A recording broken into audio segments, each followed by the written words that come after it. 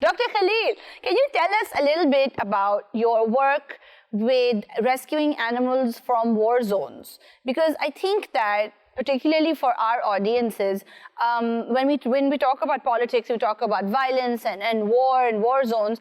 I think that animals don't really figure very high in the hierarchy of importance, because obviously people think about humans before they think about animals. But in cities like Aleppo, for example, there was a zoo and it had a lot of really precious and beautiful animals who were abandoned during the bombing. And then FourPaws and your team has gone into these areas to rescue lions and bears and tigers. And so tell us more about that work. During any conflict and the war zones, when people are not able to communicate with each other, and when they speak only with weapons, with language of weapons. Human can have the luxury to escape, to be refugee, to be evacuated. Animals who are kept captive in the zoo cannot escape, don't have this luxury to escape. And what we are able to do in coordination with the stakeholders is to go to these war zones and to evacuate the animal.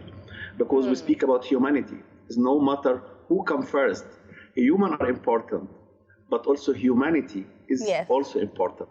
And I think what we are able to do to offer a chance for this animal, which sometimes kept over 50 days, 40 days, no food, no water, no animal keepers, and the majority of the animal die. And what we are able to do when we have really the good coordination to enter, to evacuate this animal, and to bring them to a species appropriate place.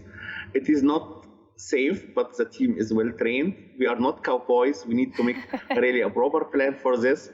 And sometimes the roads are not the best in conflict zones. So really we have to make plan A, B, and C. Yes. It's difficult missions, but we love to do it. We love to show humanity that kindness is one word. A kind person should be kind to human and to animal.